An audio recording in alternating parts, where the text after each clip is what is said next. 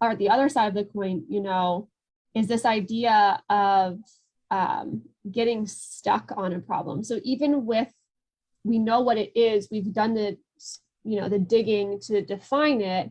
We all know that feeling, right? Of when you've been staring at your screen for over an hour without any meaningful progress and you're just feeling frustrated.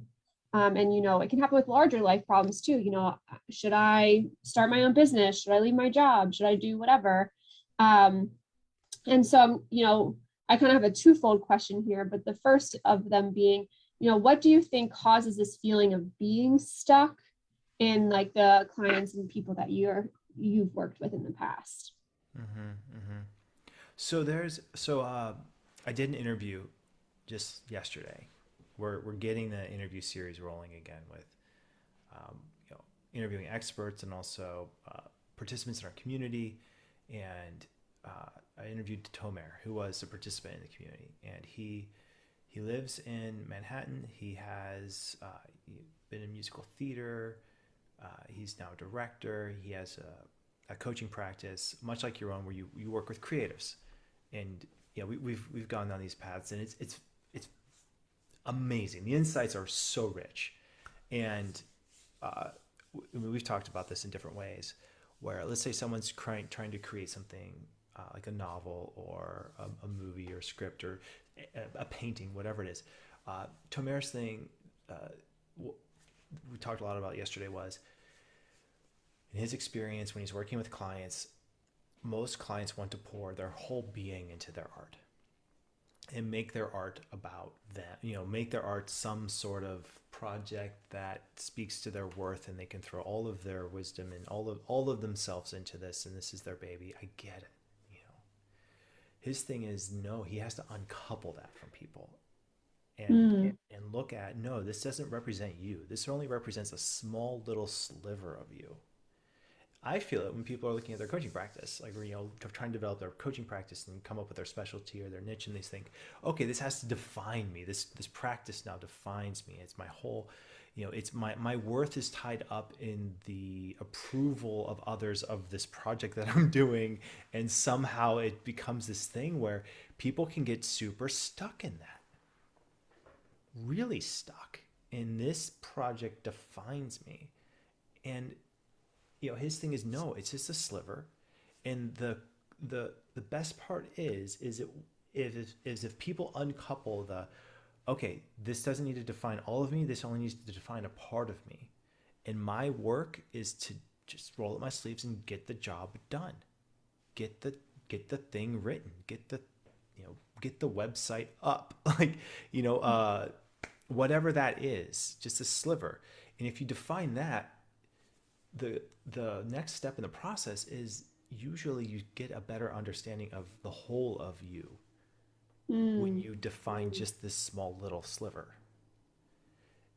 And it's exactly it. Like, we you can try to look at, approach time management from the standpoint of, oh, you need to spend at least 2 hours a day working on this project to get this done.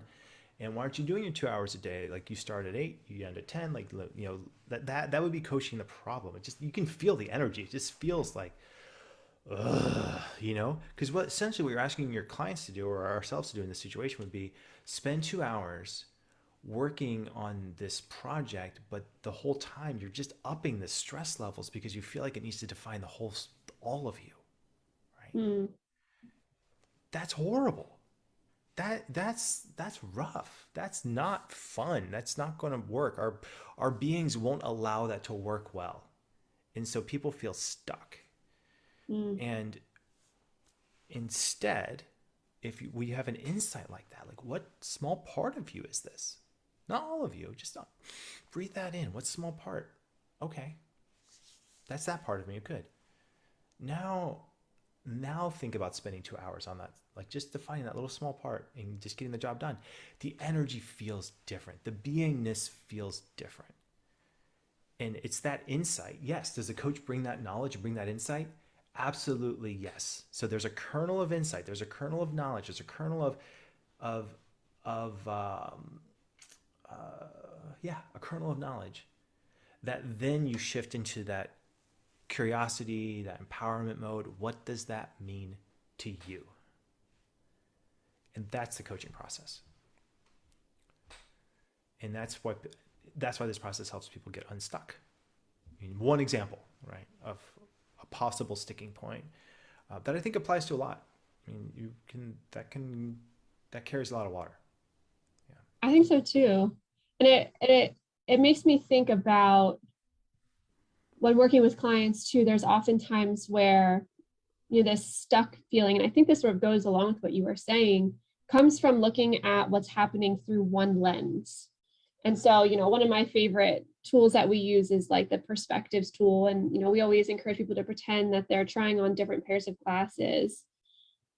And so I think about like when someone's stuck like that, they're seeing their whole worldview through, they're looking at their problem and through their whole worldview. So what essentially you're asking them to do is take off their worldview glasses, so to speak, and put on like this part of you glasses. And how do those glasses change your, perception and how you look at and approach the problem?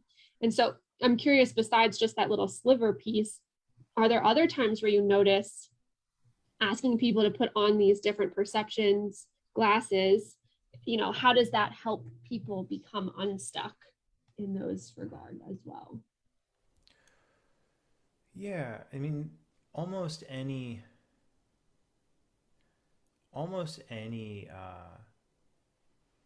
point where people feel stuck is an opportunity to explore.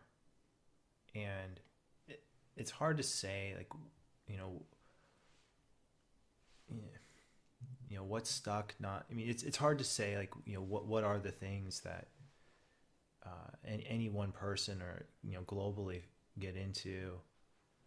I'm trying to think of other. I mean, it can go. Yeah, there's so many things. Like, so we're putting together a coaching library. I'm coaching a couple people and getting getting these things done, and it's amazing to feel.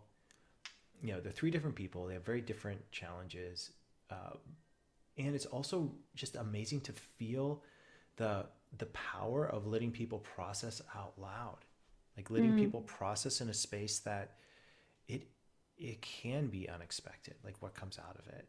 And part of what I love about the coaching process is that we don't have to know the answer for our client. You don't. In fact, it's better if you don't. It's better if you don't know the answer. And that to me is so counterintuitive. It's wildly counterintuitive.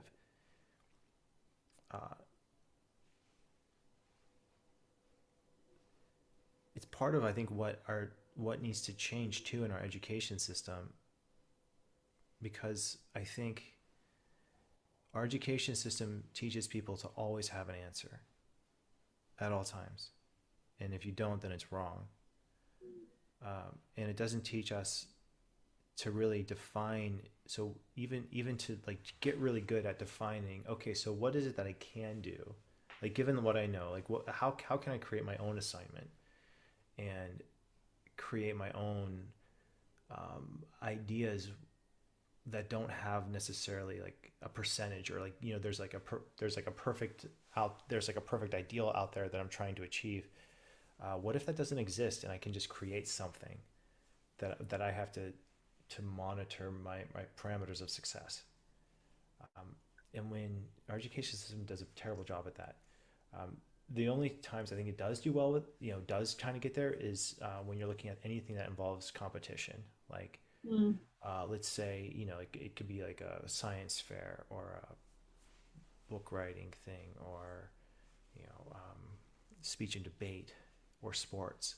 Like, anytime that you're like competing and using, competition to make yourself better, that gets there. That starts to teach that kind of, using competition as a way to motivate yourself, which is why I think traditionally sports are so strong, and why coaching, a lot of it comes from sports psychology.